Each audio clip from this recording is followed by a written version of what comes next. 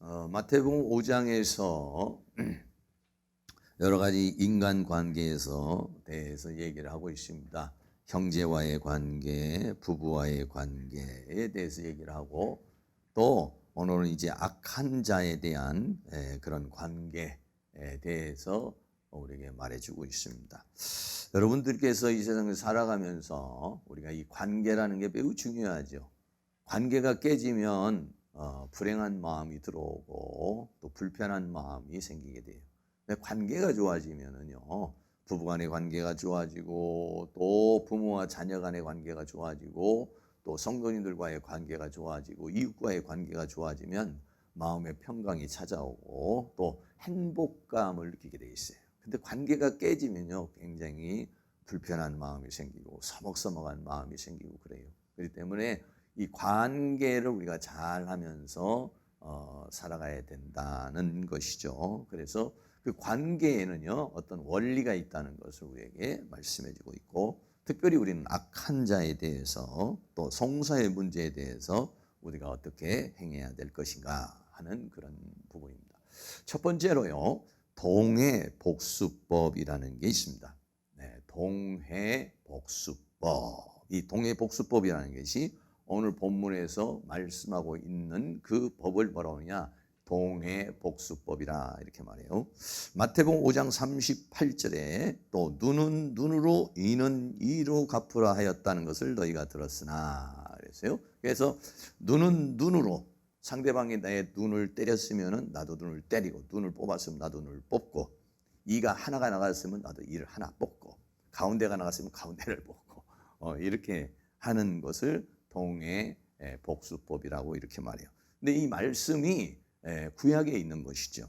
출애굽기 21장 23절에서 25절 말씀에 이렇게 되어 있습니다. 그러나 다른 해가 있으면 갚되, 해를 입히면, 누군가가 나에게 해를 입히면 갚아라, 복수를 하라, 이런 의미예요. 그러니까 생명은 생명으로, 눈은 눈으로, 이는 이로, 손은 손으로, 발은 발로, 데운 것은 데움으로, 상하게 한 것은 상함으로, 때린 것은 때림으로 갚을지니라. 그러니까 이 법을 잘 실행을 하면, 잘못하면 여기에서 외꾸는도 한 명 생길 수도 있고 어떻게 하면 잘못하면 왼손이 없는 사람도 생길 수도 있고, 또 어떤 사람은 또 어떻게 하다가 잘못해가지고 다른 사람을 몸을 대었다면 또 똑같이 그렇게 대임을 받게 되고, 이런 상황이 생기겠죠. 구약에는 그렇게 말씀을 했습니다. 그래, 그거를 뭐라냐, 동해복수법이라 해. 이 동해라는 말이 무슨 동쪽이라는 말이 아니라 한문으로 말하면 같을 동, 해칠 해, 이런 말이에요. 그러니까 같은 방법으로 해쳐라. 동해라는 말이 뭐냐면은 같이. 그래서 해를 받은 만큼, 상대방에게 해를 받은 만큼 동일하게 되돌려주는 법, 이게 뭐냐면 동해복수법이다라고 하는 것이에요. 그래서 예수님께서, 구약에서 하나님께서 우리에게 동해 이 복수법을 주었다라고 그렇게 말씀하고 있죠. 이 동해복수법은요, 성경에만 나와 있는 것이 아니라 당시에 바벨로니아나 또는 팔레스타인 이 지역에 이 동해복수법이 그대로 실행이 되어 오다가, 그러다가 이제 나중에는 어떻게 했냐면은 이제는 보상제도로 좀 바뀌었어요. 눈을 이렇게 상해서 눈을 빼는, 손이 상해서 손을 자르는 그런 것보다는 거기에 합당한 보상을 해줄 수 있는 이런 법으로 바뀌어서 이 동해복수법이 나중에는 폐지가 되는 그런 상황이 성경뿐만 아니라 역사적으로도 그렇게 되어져 있는 모습을 보게 되는 것이죠. 그러면은 하나님께서 왜 이런 동해복수법을 주셨을까? 꼭 복수를 하라는 의미냐? 이렇게 우리는 해석을 해서 꼭 복수를 해라, 잔인하게 복수를 해라. 어떻게 하나님께서 그렇게 잔인할 수 있느냐? 이렇게 생각하는데, 하나님의 의도는 그것이 아니죠. 그래서 이 동해복수법의 의미가 있어요. 그것이 신명기 19장 19절에서 20절까지 같이 한번 읽습니다. 그가 형제에게 행하려고 꾀한 대로 그에게 행하여 너희 중에서 악을 제하라. 그리하면 그 남은 자들이 듣고 두려워하여 이후로부터는 이런 악을 너희 중에서 다시 행하지 아니하리라. 그러니까는 꼭 복수를 하라는 것이 아니라 내가 저 사람을 이렇게 상처를 내면 나도 그렇게 상처를 받는다는 사실을 생각해서 두려운 마음을 가지고서 이런 악을 다시는 행하지 아니하도록 하기 위한 것이지 복수를 하라는 의미가 아니라는 얘기예요. 꼭 저 사람이 나에게 해를 입혔으면 나도 그 사람에게 해를 입히라는 복수를 하라는 의미가 아니라 잘못하다가 내가 저 사람에게 어떤 상처를 주고 아픔을 주면 나도 똑같은 그런 고통을 당한다는 것을 두려워하여 이후부터는 이런 악을 너희 중에서 다시는 행하지 않도록 하기 위한 것이 뭐냐면 하나님께서 이 동해 복수법을 주신 것이다 라고 하는 그런 것이죠. 그랬는데 법이라는 건 하나님이 이렇게 주어지면요 항상 오해를 하게 되고 악용을 하게 되죠. 그래서 법을 악용하게 돼서 이런 복수법을 가지고서 어떻게 생각합니까? 사람들은 서로 잔인하게 복수를 하라는, 하나님 복수를 하라는 의미가 아닌데 복수를 하게 되죠. 서로 잔인하게 복수를 하고 더 나아가서는 뭐냐면 성경에도 그렇게 쓰여있지 않느냐. 그래서 복수를 합리화시키는 그런 상황에 이르게 되고 또 서로 미워하고 다투면서 복수를 하는 그런 마음을 갖게 되고요. 더 나아가서는 악을 악으로 갖게 되어지는 상황이 이루어집니다. 하나님께서 법을 주시고 우리나라에도 법이 있어요. 근데 법을 주지만은 그 법은 뭐래요? 서로의 행복을 위해서 어떤 평화를 위해서 선을 위해서 주는 것이죠. 그런데 그 법을 악용하게 되면은 오히려 법의 본질이 바뀌어지게 되는 그런 모습을 우리가 보게 되는 것입니다. 그래서 세상 법칙이라는 것은 어떻습니까? 자신에게 위해를 가하는 자에 대해서 복수하는 것이 당연하다. 우리가 보면은 특별히 이제 중국 영화는 꼭 복수를 하잖아요. 칼로 뭐 아버지가 죽었다. 이러면 또 그 사람이 산에 들어가서 수련을 해가지고 무공을 익혀가지고 가서 복수를 하잖아요. 그래서 그 사람이 일평생 목적이 뭐냐면 아버지의 복수를 갖기 위해서 하는 거예요. 그런데 그것이 꼭 그런 중국 영화에만 있는 것이 아니라 우리나라의 영화나 드라마나 이야기거리나 이런 것들 보면은요, 다 어렸을 때 아버지에게 상처를 받아가지고 아버지에 대한 분노를 일으킨다든지 또는 어떤 사람에게 자기가 큰 어떤 고통을 당해서 그 고통을 갚는다든지 이런 것들이 말이죠. 거의 그 줄거리의 내용인 것을 우리가 생각할 수가 있어요. 그래서 아주 악역을 하는 사람이 있고 아주 선한 역할을 하는 사람이 있죠. 그래서 이 선한 사람이 악역을 하는 사람이 계속 이제 고통을 당하다가 이 사람이 어떻게 해가지고 다시 출세를 해가지고 이 사람이 다시 뭐 그런 어떤 상황으로 가게 되는 뭐 이런 상황이 있어요. 그래서 굉장히 세상의 법칙을 어떻게 보면은요, 복수하는 것들이 굉장히 합리화시키죠. 보통 우리가 싸움을 할 때도 그러잖아요. 당신이 나한테 이렇게 상처를 주었으니까 나도 당신에게 그렇게 상처를 주지 않느냐. 당신이 나에게 그렇게 해를 입혔으니까 나도 당신에게 해를 입히지 않느냐. 이것을 어떤 면에서 보면요, 우리 마음속에 당연하게 자리 잡고 있는 것이 우리들의 마음이다라고 하는 것이죠.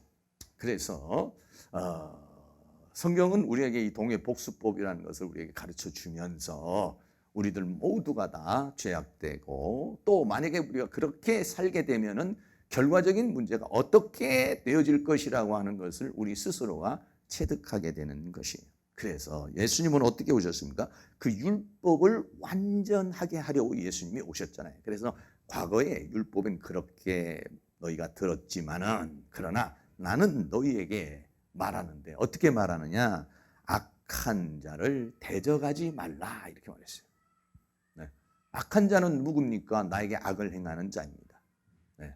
이 사람을 어떻게 했냐? 대적해서 복수를 하고 대적해서 같이 안갚음을 하는 그런 삶을 살지 말라 이런 얘기죠. 마태복음 5장 39절에 나는 너희에게 이르노니 악한 자를 대적지 말라. 누구든지 내 오른뺨을 치거든 왼편도 돌려대며 라고 그랬어요.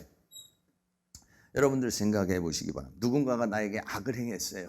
그러면은 여러분들 마음속에 어떻습니까? 나도 그 악을 갚고 싶은 마음 충동이 확 일어나죠. 아주 악으로 충만해집니다. 누가 나를 분노를 일으키면 나도 분노가 확 일어나고, 누군가 나에게 욕을 하면 나도 욕을 확 하고 싶고, 누군가 나에게 해를 입히면 나도 확 해를 입히고.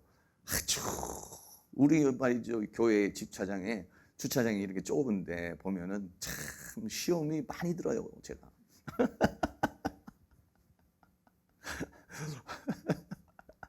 우리가 좀 차를 좀 이렇게 대려고 그러면 다른 사람들이 와서 이렇게 차를 대면은요, 아이고, 참 이게 아주 막 시험에 많이 들어요. 그래서 주여, 시험에 들지 않도록 차단기를 설치할 수 있도록.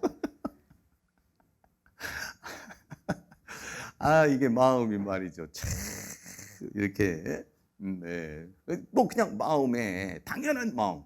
우리 주차장인데 왜 세웠느냐, 이런 마음이 당연히 들죠. 그러면 당장에 빼라, 이렇게 말할 수 있는 거, 우리들 마음속에 그렇게 당연시 되어지는데, 성경은 뭐냐, 그 악한 자를, 주차하는 사람을 대적하지 말라. 어떻게 뭐 그렇게 대입을 뭐 할 수 있겠습니다만, 악한 자를 대적하지 말아라.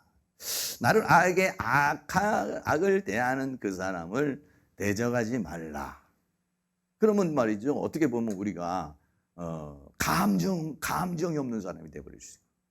이성이 없는 사람이 돼버릴 수도 있어요. 그냥 느끼지 못하는 거예요. 분노의 감정을 느끼지 못하는 그런 사람이 되어야만이 그게 어떻게 보면 가능한 일이다. 근데 여기서 이제 악한 자라는 말이 포네로스라는 단어입니다. 이 포네로스라는 단어는 사악한, 악독, 나쁜, 이런 얘기예요. 그러니까 이 포네로스라고 하는 말은 어디서 오는 겁니까? 이 악이라고 하는 근원이 어디냐 하면은 원수 마귀라는 얘기죠. 그러니까 우리가 악한 자를 대적을 하게 되면은 어떤 상황이 생기느냐면, 악한 자의 뒤에 있는 그 사단이 악한 자를 통해서 나를 충동질해서 나로 하여금 악으로 분노가 올라오게 해서 악으로 대하게 만드는 것이 뭐냐면 사단의 역사라는 것이에요. 네. 악한 자를 통해서 나를 악하게 만드는 것이죠. 악한 분노를 일으키는 것이죠. 그게 뭐냐면 사단의 작전이라는 것이에요. 그래서 내가 만약에 악을 대하는 자에게 악으로 내가 대하면 어떻게 해요? 사단의 계략에 우리들이 빠져들어가는 것이다, 이런 얘기예요. 그렇기 때문에 악한 자만 보지 말고 악한 자 배후의 뒤에 있는 사단의 세계를 보고, 이 악한 자를 대적하지 말고 사탄을 대적하라. 제정신 가지고 하기가 어렵겠죠. 보통의 이성과 감정을 가지고서는 마귀가 보이니까 사람이 현실이 보이죠. 상황이 보이지 그 뒤에 있는 사단의 세계는 우리에게 잘 감지되지 않는 거예요. 깨어있을 때나 성령 충만할 때나 은혜 충만할 때나 우리가 그것이 감지가 되는 것이지, 그러지 않으면 감정으로 대하게 되고 이성으로 대하도록 되어 있어요. 이게. 그렇기 때문에 이게 제정신으로 사실은 쉽지 않은 일이다라고 하는 건데, 원리적인 면에서 그렇다는 것이죠. 우리가 순간적으로 분노가 확 올라오고 순간적으로 화가 나고 순간적으로 악으로 이렇게 대하다가도 이러면 또 내가 이 악의 구렁텅이에 들어가서 악순환을 이루고 내가 악하게 되어서 사단의 지배 아래 들어가게 되지 라고 생각해서 정신을 차리고 악한 사람을 대적을 하는 것이 아니라 그 뒤에 있는 사단을 대적할 수 있는 은혜가 있어야 될 줄로 믿습니다. 악의 근원은 사단입니다. 요한 1서 3장 12절 같이 한번 읽겠습니다. 가인같이 하지 말라. 저는 악한 자에게 속하여 그 아우를 죽였으니 어찐 연고로 죽였느뇨. 자기의 행위는 악하고 그 아우의 행위는 의로움이니라. 가인이 아벨에 대해서 분노를 하고 가인이 아벨을 죽인 것은 순수한 가인의 감정이 아니라 악한 자에게 속하여. 사단의 영이 뒷배경에서 역사를 해서 가인이 막 그렇게 동생을 향해서 막 분노가 끌어올리고 죽이고 싶은 마음이 올라온 것은, 그것은 가인의 감정과 생각 플러스 사단의 영이 그에게 침투를 해서 막 견딜 수 없는 분노가 올라왔다는 거예요. 여러분들도 마찬가지로, 부부간에도 마찬가지고, 사람들과의 마찬가지로, 그냥 이렇게 우리가 화내도 되는데 화가 막 머리 끝까지 올라왔다. 그러면 이거는 거기가 다 내 감정뿐이 아니라 거기는 사단의 영이 역사하고 있는 것이다, 이런 얘기예요. 그러면은 사단의 영이 역사를 해서 막 화를 내고 막 상대방이 분노를 하면 나도 한번 해보자 이러면 나도 막 악이 발동이 되고 나도 막 악으로 대하면 어때요? 마귀가 잘한다 사단의 영역에 들어가는 것이죠, 우리가요. 그러니까 이때에 우리가 어떻게 하냐, 탁 감정을 죽이고 생각을 죽여서 지금 저 사람을 통해서 역사하는 사탄은 떠나가라. 저 아내를 통해서 역사하는 사탄은 떠나가라. 저 남편을 통해서 역사하는 사탄은 떠나가라. 저 사람을 통해서 배후에서 역사해서 나에게 팍 분노가 오르게 하고 나에게 악한 감정이 끌어올게 만드는 사탄은 예수의 이름으로 떠나가라 라고 기도할 수 있다면요, 어떻게 해요? 불이 확 타오르는데 물을 팍 끼얹는 거나 똑같아요. 그럼 감정이 푸시시 사라져요. 그런데 어떻게 내가 화를 팍 내면 불 붙는데 기름을 부어가지고 다 태워버려. 너도 태우고 나도 태우고 가정도 태우고 다 태워버려. 그러면 남는 건 뭐예요? 얼굴이 시커름해지고 남는 건 상처밖에 없는 것이고 그렇게 되는 것이죠. 그래서 가인이 이렇게 한 행동은 뭐라고 그랬어요? 악한 자에게 속하여 그렇게 됐다는 거예요. 사단의 영이 침투해서 가인이 그렇게 막 얼굴이 빨개지고 막 그렇게 분노를 일으키고 동생을 죽이고자 하는 마음은 사단의 충동질이라는 것입니다. 그런데 이 세상은 전부 다가요, 이 악의 지배 아래에 있다는 것입니다. 요한일서 5장 19절도 같이 있습니다. 또 아는 것은 우리는 하나님께 속하고 온 세상은 악한 자 안에 처한 것이며 그랬어요.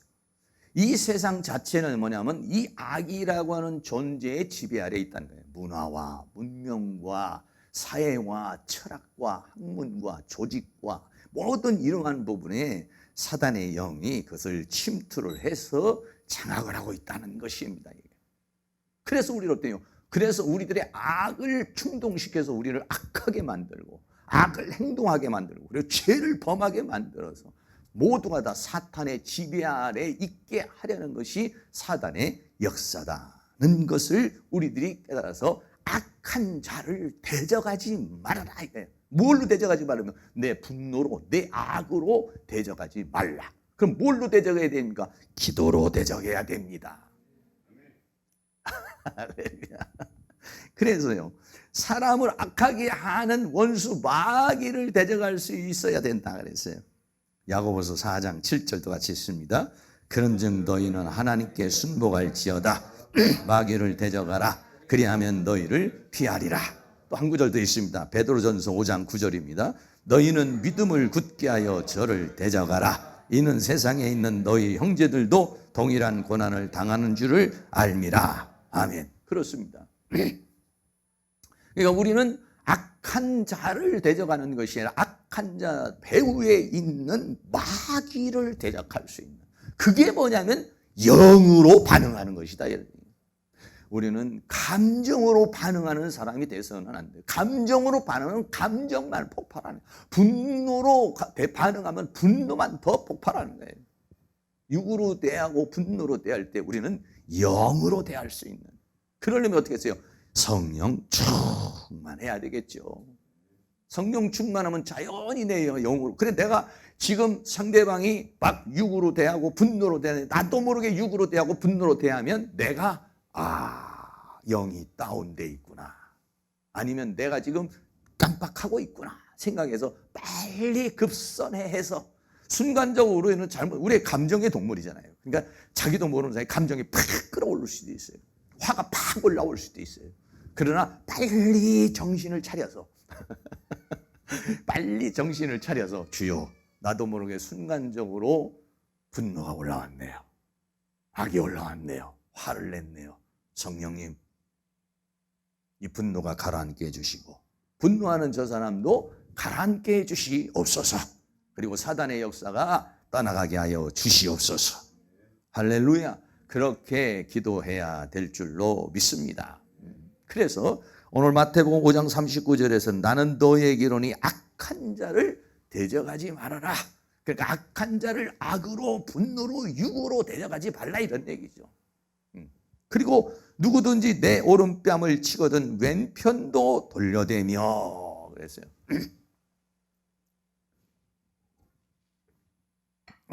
오른뺨을 치면 그랬어요. 여러분, 오른뺨을 맞으려면 어떻게 되는 거예요? 오른뺨을 맞으려고 그러면은요, 이게 원래는 상대방이 왼손으로 때리든지 세 가지가 있어요. 첫째는 어떻게 했냐? 등 뒤에서 때려야 오른쪽 뺨을 맞는 거예요. 등 뒤에서 오른쪽 손으로 때리면은. 또 하나는 뭐냐? 왼손으로 때려야 오른뺨이 맞는 거예요.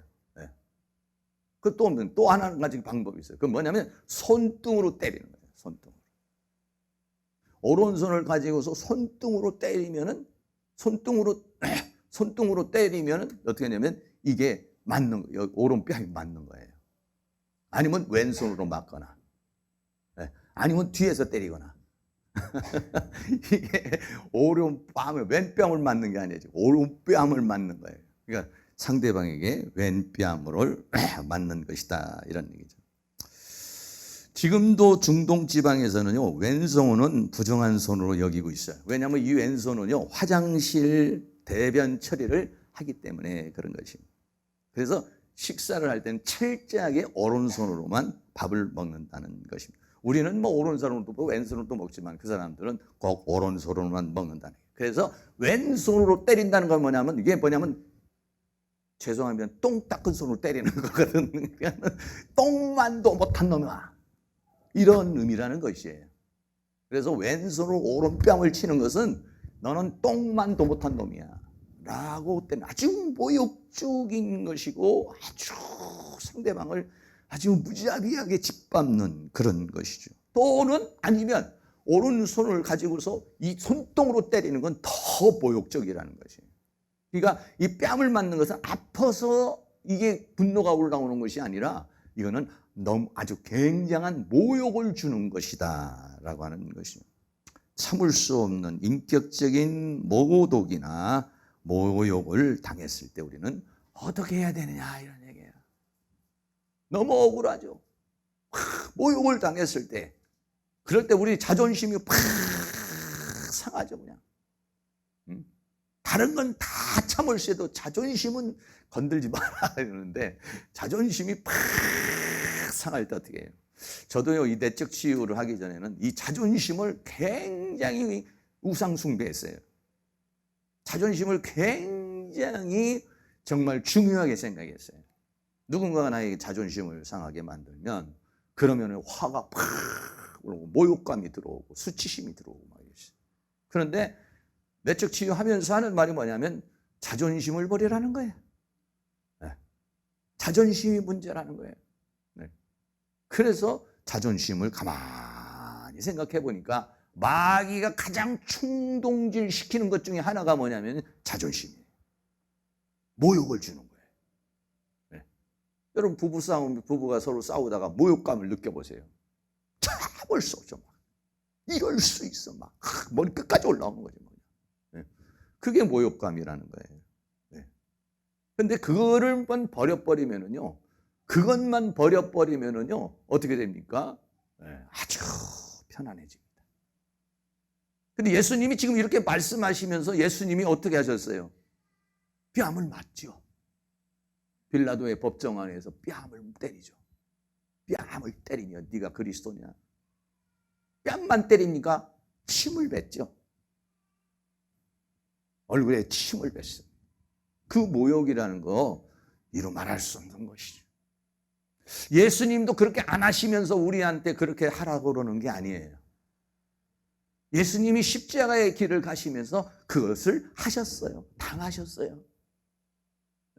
수치심을 당했어요. 모욕을 당했어요.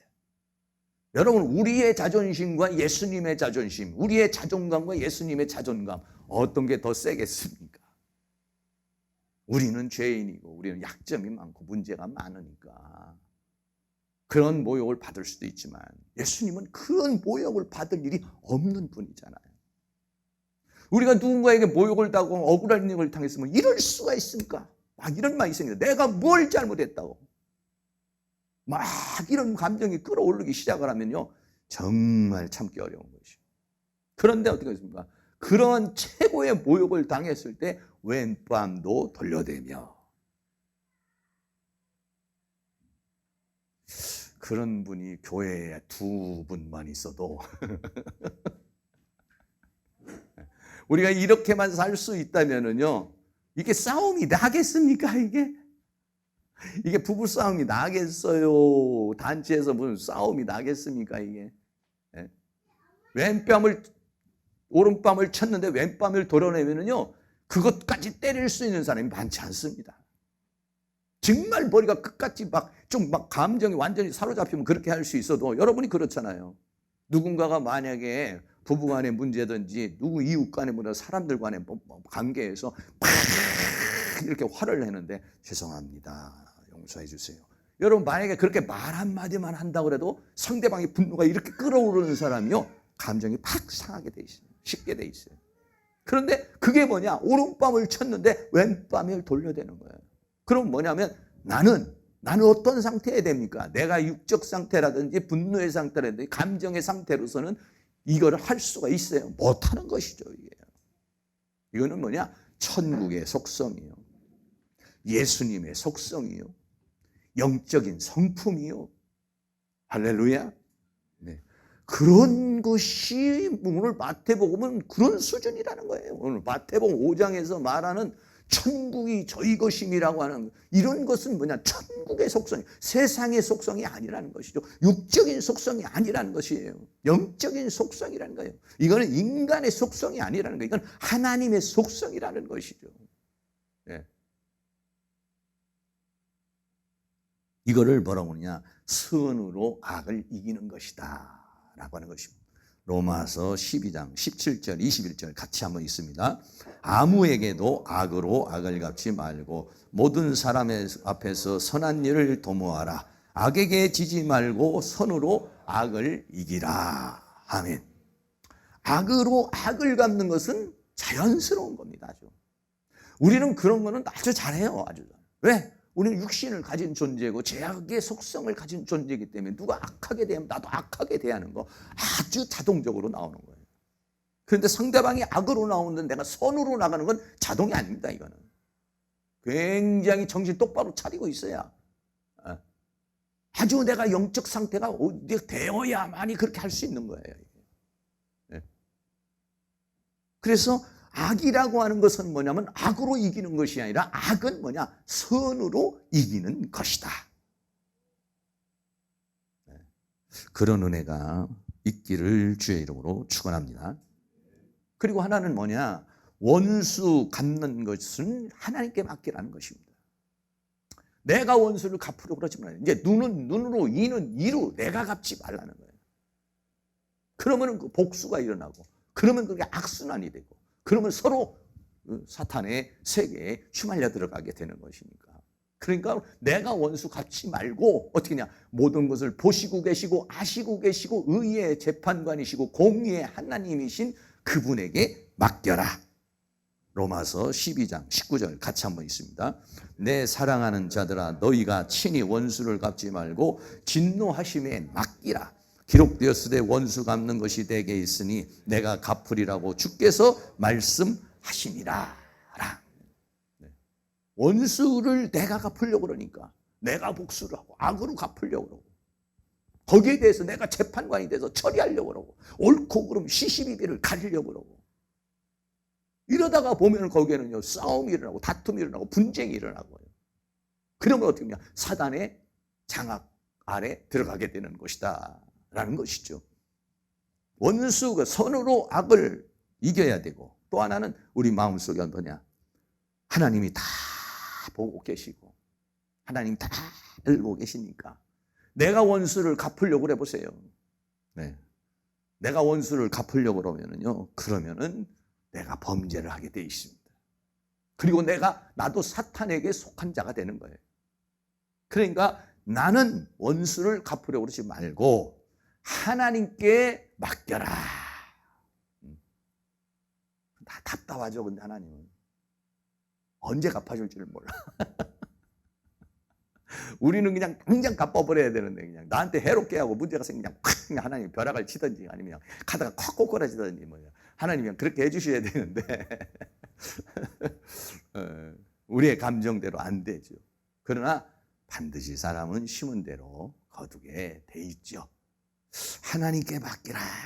그래서 바울이 이렇게 감옥에서 이렇게 말합니다. 디모데후서 4장 8절에 이제후로는 나를 위하여 의의 면류관이 예비되었으므로 주곧 의로우신 재판장이 그날에 내게 주실 것이니 내게만 아니라 주의 나타나심을 사모하는 모든 자에게라. 자, 감옥에 갇혔습니다. 사형 선고를 받았습니다. 억울하지요. 무슨 죄를 지었습니까, 바울이? 무슨 죄를 짓겠습니까? 하나님 또 구해주시지 않죠. 그러나 어땠습니까? 하나님께서 나의 의로우심을 인정해 주실 것이다. 왜 의의 면류관입니까? 지금 바울은 불의한 자라고 해서 사형에 처하는 거 아니에요. 세상법에 의하면 불의한 자입니다, 지금. 네. 그래서 사형 언도가 내린 것이고 죽음을 당하게 되는 거예요. 그러나 하나님은 의의 재판관이시기 때문에 그 하나님은 나에게 내 의를 인정해 주시고 나에게 의의 면류관, 내 의의 면류관을 씌워줄 것이다 라고 하는 확신을 가지고 있는 것이죠. 그러니까 어땠습니까? 억울한 감정, 불편한 감정 없이 하나님께 맡기니까, 그러니까 그 감옥을, 그 상황을 이겨낼 수 있었다는 것입니다. 억울하지만은 여러분들이 모든 것을 보시고 계시는 하나님께 맡길 수 있는, 내 감정으로 반응하고 내가 지금 심판자로 반응하려고 하지 말고 하나님이 다 보고 계시니 하나님께 맡길 수 있는 은혜가 있기를 주의 이름으로 축원합니다. 하나님은요 모든 걸 다 보고 계신다고 그랬어요. 욥기서 11장 11절 같이 한번 읽습니다. 하나님은 허망한 사람을 아시나니 악한 일은 상관치 않으시는 듯 하나 다 보시느니라. 하나님은 어떻게 보면 악한 자도 그냥 내버려 두시고 그냥 악한 자가 오히려 돈도 더 잘 벌고 악한 자가 더 잘 되는 거 이런 거 우리들이 많이 보죠. 그래서 악한 일 하나님 상관치 않는 것 같아요. 그러나 욥기서는 뭐냐, 다 보고 있다. 결과적으로 우리 모든 인간은 하나님의 백보자 심판대에 설 것이라는 것입니다. 계시록 20장 12절 같이 한번 또 있습니다. 또 내가 보니 죽은 자들이 물론 대수하고 그 보좌 앞에 섰는데 책들이 펴있고 또 다른 책이 펴졌으니 곧 생명책이라. 죽은 자들이 자기 행위를 따라 책들에 기록된 대로 심판을 받으니. 행위를 따라 책에 기록된 대로 심판을 받을 것이, 혹시 이 세상에서 하나님 원수를 안 갚아주고 이 세상을 지나갔다고 해도 결국은 어떻습니까? 하나님의 심판대 앞에서 심판을 받을 것이라는 사실이에요. 그러니까 원수 갚는 것이 하나님께 있으니 하나님께 맡기고, 여러분은 악으로 반응하고 육으로 반응하고 분노로 반응하지 마시고 선으로 반응하고 믿음으로 반응할 수 있는 자유가 있기를 주의 이름으로 축원합니다. 세 번째요, 송사에 대한 문제입니다. 마태복음 5장 40절에 또 너를 송사하여 속옷을 가지고자 하는 자에게 겉옷까지도 가지게 하며 라고 그랬어요. 송사한다는 말은 크리노라는 말, 이 크리노라는 말은 그냥 일반적인 사람들이 사람과의 관계에서는 비판을 한다든지 판단한다는 것이고요. 법정으로 가면 이게 뭐냐면 고소, 고발, 심판이 되는 겁니다. 이게 뭐냐면 크리노. 일반적으로 비판하는 것도 크리노예요. 그러나 법정으로 고소를 해서 심판을 받는 것도 크리노라. 그래서 이게 뭐라냐? 송사라 이랬습니다. 고발하고 서로 고소하는 그런 것들을 가르쳐서 말하는 것입니다. 만약에 그런 송사가 이루어졌을 때 어떻게 해야 되느냐라는 것이죠. 참 이것도 굉장히 어려운 일입니다. 그런데요, 이 송사라는 일이 고린도 교회에서도 있었다는 것입니다. 성도 간에 그 송사가 일어난 것이지. 고린도전서 6장 1절 2절에 보면 너희 중에 누가 다른 이로 더불어 일이 있는데, 일이 있다는 건 송사가 있는데, 다툼이 있는데, 구태여 불의한 자들 앞에서 송사하고 성도 앞에서 하지 않으냐? 다시 말하면 뭐냐면 교회의 법으로 하지 않고 세상 법에다가 고소를 해서 불의한 자 앞에서 송사를 한다는 건 뭡니까? 세상 법에다가 고소 고발하는 거예요. 교회에서 일어난 일을, 성도 안에 일어난 일을 어디냐? 세상에다가 세상 법에다가 송사하는 것이죠. 그런 일들이 뭐 비일비재합니다. 뭐 감리교단에서 총회장 문제를 가지고서 뭐 법정 다툼으로 가고 뭐 싸움이 일어나고 난리 나고, 신학교들마다 뭐 그 이사장 문제 뭐 이런 거 총장 문제 때문에 뭐 법정으로 가는 일이 얼마나 많고, 교회에서 세상 법정으로 가는 것들이 얼마나 많이 있습니까? 고린도 교회뿐만 아니라 그런 일이 있었다 이런 일. 그런데 성경은 뭐라고 말합니까? 자, 고린도전서 6장 7절 8절 같이 한번 있습니다. 너희가 피차 송사함으로 너희 가운데 이미 완연한 허물이 있나니 차라리 불의를 당하는 것이 낫지 아니하며 차라리 속는 것이 낫지 아니하냐? 너희는 불의를 행하고 속이는구나. 저는 너의 형제로다. 차라리 불의를 당하는 게 낫지 않느냐? 차라리 속는 것이 낫지 않느냐? 불의를 행하고 속이는구나. 물론 우리들이 이제 뭐 간단한 일이나 우리들이 뭐 교통사고가 났는데 누가 뭐 잘했는지 못했는지 이런 것도 시시비비를 가려야 되니까 그런 것들은 할 수 있겠습니다만은, 우리가 여러 가지 어떤 이권이나 이런 문제 때문에 억울한 일 때문에 이렇게 해서 세상에서 일어난 일이 아니라 교회에서 일어난 그런 문제를 가지고, 교회의 분쟁의 문제를 가지고 세상에다가 송사를 하는 경우도 많이 있다라고 하는 것입니다. 그런데 뭐라고 했어요? 이 송사의 문제가 생겼을 때, 성도 간의 문제가 생겼을 때, 우리가 마태복음 5장 25절에도 송사의 문제가 있었습니다. 너를 송사하는 자와, 마태복음 5장 25절, 너를 송사하는 자와 함께 길에 있을 때 급히 사화하라. 사화하는 것은 합의를 하라 이거예요. 화해를 해라는 거예요. 그 송사하는 자가 너를 재판관에 내어주고 재판관이 관이에게 내어주고 오게 가둘까 염려하라. 네. 사람의 마음은요, 악을 악으로 갚은 마음이 있어요. 그래야 왜 억울하니까 그 억울함을 해소하고 싶은 거예요. 네. 그래서 그러나 성경은 뭐라고 말합니까? 그 송사하지를 말하는 거예요. 차라리 억울한 일을 당하고 차라리 속는 것이 낫지 않느냐 라고 그렇게 말합니다. 그리고 형제와 그런 문제가 생기면 빨리 화해를 해라 라고 그렇게 말합니다. 손해가 좀 될지라도. 성경에서 이 송사의 문제라고 그럴까, 억울한 문제를, 악을 선으로 대한 사람 중에 한 사람이 누구냐면 요셉이라는 사람이에요. 요셉이라는 사람이 형제들을 통해서 노예로 팔려가고 죽음을 당할 뻔했지요. 그래서 요셉은 그냥 가만히 있는데 형제들이 오히려 막 불안한 거예요. 그래서 아버지가 돌아가셨어요. 야곱이 죽었어요. 그러니까 저 요셉이 마음이 바뀌어가지고 아버지 살아계실 때는 그렇게 못하고 아버지가 이제 돌아가셨으니 우리를 어떻게 하지 않을까. 형제들이 자불안석이 돼가지고 요셉에게 가서 우리를 용서해달라. 우리는 종이다. 막 이렇게 얘기를 하지요.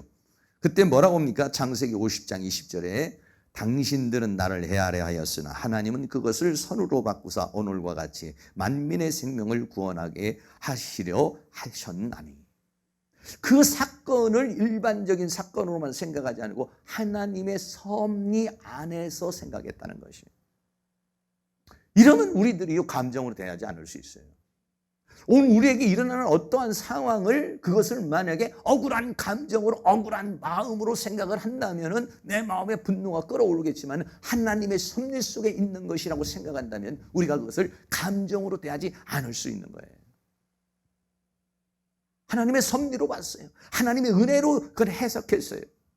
그래서 뭐라고 그랬습니까? 창세기 50장 21절에 당신들은 두려워 마소 내가 당신들과 당신들의 자녀를 기르리 이까하고 그들을 간곡한 말로 위로하였더라 라고 그렇게 말했습니다.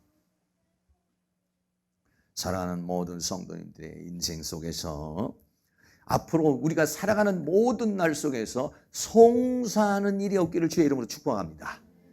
할렐루야. 네, 이 송사가 일어나면요 정말 골치 아프고 힘든 일이 생깁니다. 마지막으로 이렇게 말했습니다. 마태복음 55장 40절에 너를 송사하여 속옷을 가지고자 하는 자에게 겉옷까지도 가지게 하며 이렇게 했어요. 네. 오늘날로 말하면은 뭐 이게 큰 뭐 이렇게 감동이 오지 않지만은 그러나 이 지금 예수님 당시나 구약으로 말하면 옷은 뭐냐면 돈이에요. 여러분들도 옛날에 저희 시대만 살던 사람들도요 코트 같은 것도 전당포에서 잡아줬어요. 네. 코트 같은 것도 전당포로 갖다 주면은 돈으로 줘요. 이게요. 뭐 집에 있던 물건 같은 거 갖다 줘도 전당포에서 돈으로 바꿔줘요. 이렇게. 왜? 그만큼 귀한 것이니까. 그래 지금은 뭐 양복 갖다 주고 돈 좀 빌려달라면 누가 빌려주겠어요? 안 빌려주시죠. 그런데 이때 당시에는요 옷이 굉장히 귀한 거예요. 왜? 이게 무슨 뭐 기술로 만들어내니까 사람이 손으로 다 일일이 다 만들어야 되는 상황이기 때문에 그래요. 그런데 이 부분도 어땠습니까? 예수님께서 직접 십자가에 못 박혀 가시면서 예수님께서 어떻게 했습니까?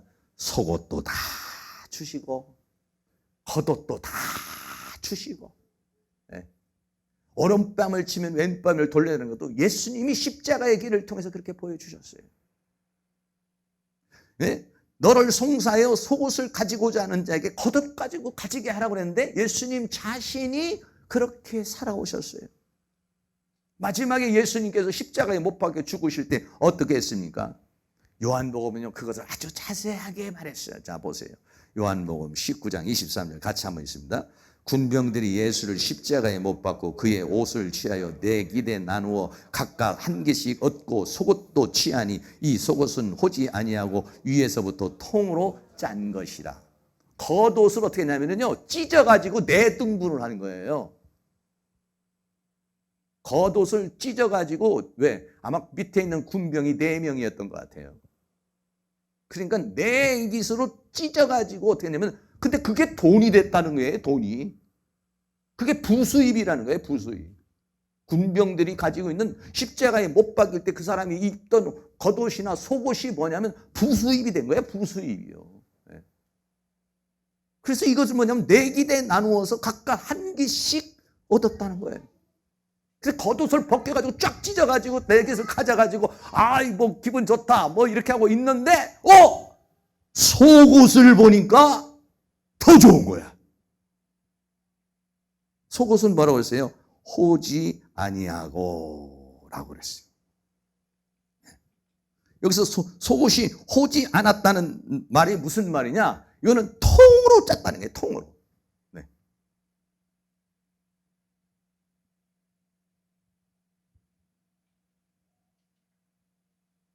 호지 않았다는 말 뜻이 무슨 말이냐면 꿰매지 않았다는 얘기예요. 그러니까 뭐냐면 예를 들어 옷감이 이렇게 있으면 옷감이 이렇게 있으면 여러분들 전부 다 이게 이음새가 있잖아요. 이거는요. 이렇게. 근데 이거는 뭐냐? 이음새가 없다는 거예요. 꿰매지 않았다는 게 통이라는 말이에요. 한 통. 옷감 한 통이라는 거예요. 이게 뭐냐면 호지 아니한 것이다. 그래서 보통 이런 옷들이 속옷이라고 그래가지고 저도 처음에는 속옷이라고 그래서 예수님 무슨 팬티 같은 걸 얘기했나 그랬더니 그런 팬티가 아니라 뭐냐면 이렇게 겉옷이 있으면은 속옷이 또 그 안에 속에 있는 옷이 또 있는 거예요. 근데 그 속옷을 보니까 이 속옷이 호지 아니하고 통으로 짠 거예요. 그러니까 이런 옷은 누가 입었었냐면 당시에 제사장들만 입을 수 있는 옷이에요. 아주 귀한 옷이에요. 그러니까 완전 통이니까 옷감을 꿰매고 이윽지 않은 것이니까 이런 옷은 제사장만이 특별히 입는 옷이라는 거예요. 그 예수님이 그 속 안에는 바로 제사장이라는 것을 표현하고 있다. 이걸 지금 말하려고 요한복음에서는 그거를 아주 상세하게 말을 했어요. 그래서 어떻게 했냐? 요한복음 19장 24절에 군병들이 서로 말하되 이것을 찢지 말고, 이건 통으로 짠 거니까 너무 귀한 것이니까 찢지 말고 누가 얻나? 제비 뽑자. 그래, 우리 네 사람 중에서 이거를 제비 뽑아가지고 한 사람이 갖기로 하자. 이는 성경에 저희가 내 옷을 나누고 내 옷을 제비 뽑나이다 한 것을 응하게 하려 함이로라. 군병들은 이런 일을 하고 라고 그렇게 말했어요. 그림으로 보면요, 이건 이제 제비 뽑는 그런 장면인데 어떤 것이냐면 속옷이 이렇게 통으로 이렇게 쫙 짜가지고 이 무릎 밑에까지 내려오는 것, 또는 아니면 이런 모습입니다. 속옷이 위에서부터 이렇게 짠 거, 완전히 통으로 돼 있는 거, 이런 옷이 뭐냐면 속옷이었다는 거예요. 예수님은 겉옷도 주셨어요. 속옷도 주셨어요. 그들을 향해서 저주를 했나요? 아니죠. 독일에 가면 어느 교회에 이런 그 예수님의 속옷이라고 해가지고 이렇게 전시해 놓은 곳이 있다는 거예요. 실제인지 아닌지는 모르지만 이런 것일 거리, 이런 것이라는 거예요. 이런 옷. 그러니까 속옷이라는 것이 겉옷이 있고 그리고 속옷이 있는데 그런 의미입니다. 그러니까는 겉옷을 내등부로 찢어가지고 그것을 부수입으로 생각했던 그러한 시대고 그렇게 활용했던 시대이니까, 그러니까 이 옷이라는 것이 굉장히 소중한 것이죠. 그런데 예수님은 이렇게 속옷과 겉옷을 다 주셨다. 그리고 그분은 맨몸으로 가셨다는 것이죠. 사랑하는 우리 모든 성도님, 오늘 이 말씀은 정말 어려운 말씀이죠. 우리의 어떤 이성과 감정으로는 할 수 없는 부분이에요. 어떤 목사님이 이 설교를 하니까 댓글을 달기를 난 못해요. 성도들이 그렇게 돼요. 목사님이 그 순간에 난 못해 하는 순간에 왜 못해? 라고 하는 게 아니라 나도 못해. 성도님만 못하는 것이 아니라 속으로 그랬다는 나도 못해. 어떻게 알 수 있을까요? 이거는 그 단계가 돼야 할 수 있는 것입니다. 우리가 정말 그것이 어려운 것이지만, 그러나 하늘에 계신 아버지의 온전함처럼 너도 온전하고 내가 거룩한 처럼 너도 거룩하라고 그랬으니까 그 단계까지 이룰 수 있는 은혜가 있기를 주의 이름으로 축원합니다. 결론입니다. 오늘은 동해 복수법에 대한 이야기를 했습니다. 구약에는 그렇게 말했지만은 신약에 와서 예수님은 악한 자를 대적하지 말아라. 악을 악으로 대하지 말아라. 악을 선으로 대하고 하나님께 맡겨라. 그리고 또 송사에 있다고 한다할 것 같으면은 겉옷을 달라면 속옷도 주라. 라고 그렇게 말씀하고 있는 것입니다. 이 말씀이 우리에게 너무 난 죽어도 깨나도 못 살아 저렇게는. 예, 우리 제정신으로 못 사는 겁니다. 이거 성령으로만 살 수 있는 것이고 하나님의 은혜로만 살 수 있는 것이고, 기왕이면 우리들이 이런 인격과 품성의 단계까지 이르를 수 있는 은혜가 있기를 주의 이름으로 축원합니다. 찬양하겠습니다. 형제의 손을 잡고 기도를 해봤나요?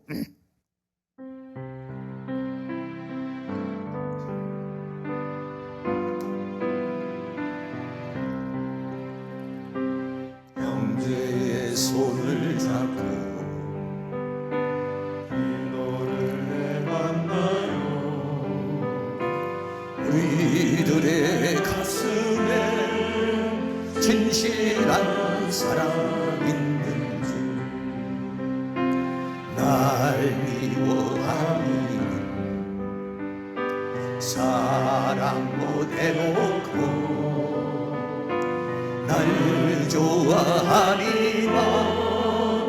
사랑하지를 않았나. 예수님의 사랑은 가리지 않는 사랑. 누가 날 미워하여도 난 그를 사랑하네. 내게 유익 없어도 주기만 하는 사랑. 주는 것만으로도 너무너무 기뻐요. 주는 것만으로도 너무너무 기뻐요. 자매의 손을 잡고 기도를 해봤나요? 내가 가진 이 사랑이 예수님의 그 사랑인지 시기하진 마세요. 그가 날 앞선대도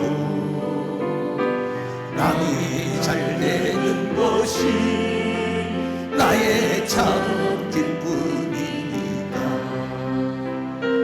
우리들의 입술로는 언제나 사랑한다고 말은 잘도 하지만 진실로 사랑하나. 내게 유익 없어도 주기만 하는 사랑. 주는 것만으로도 너무너무 기뻐요. 주는 것만으로도 너무너무 기뻐요. 자매의 손을 잡고 기도를 해봤나요? 내가 가진 이 사랑이 예수님의 그 사랑인지 시기하지 마세요. 그가 날 앞선대로 남이 잘 되는 것이 나의 참 기쁨이니까. 우리들의 입술로는 언제나 사랑한다고 말은 잘도 하지만 진실로 사랑하나. 내게 유익 없어도 주기만 하는 사랑.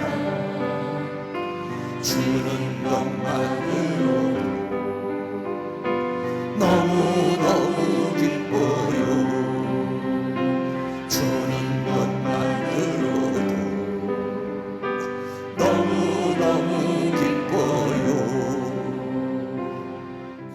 찬양 한 장 더 드리도록 하겠습니다. 오늘 우리가 할 수 있는 일 모든 것들은 주님의 십자가의 사랑, 주님은 그 십자가의 길을 통해서 우리에게 그걸 보여주셨습니다. 그 사랑이 아니면 우리가 할 수가 없죠. 다 같이 한 번 더 십자가, 주의 십자가, 우리도 함께 질 수 있고 또 그런 삶을 살아가게 해달라고 그렇게 하면서 찬양하겠습니다.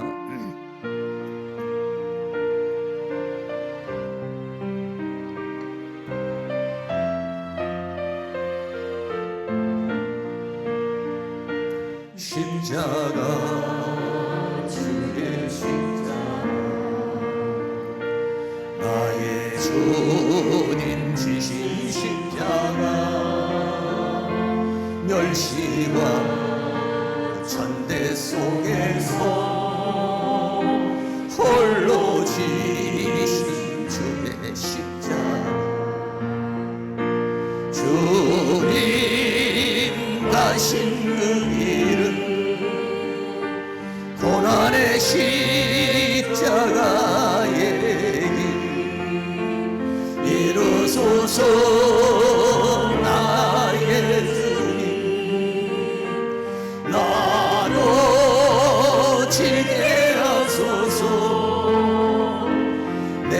내 영의 불 밝히어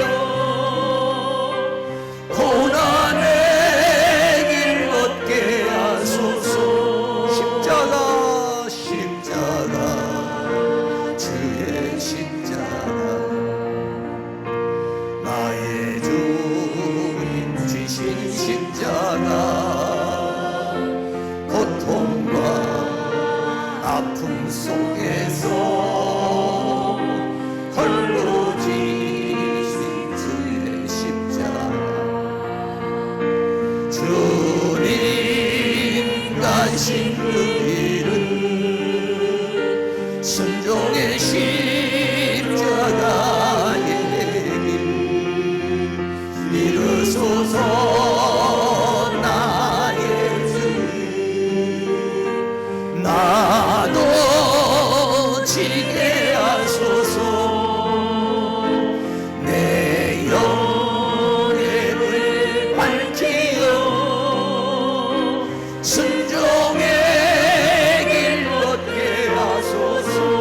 십자가 십자가 주의 십자가 나의 주님 지신 십자가 배신과 저주 속에서 홀로 지신 주의 십자가 주님 가신 그 길은 축복의 십자가의 길 이루소서. 나의 주님 나도 지게 하소서. 내 영의 불 밝히어 축복의 길 걷게 하소서. 십자가 십자가 주의 십자가 나의 주님 주신 배신과 저주 속에서 홀로 지신 주의 십자가 주의 십자가 주님 가신 그 길은 축복의 십자가의 길 이루소서. 나도 지게 하소서. 지게 하소서.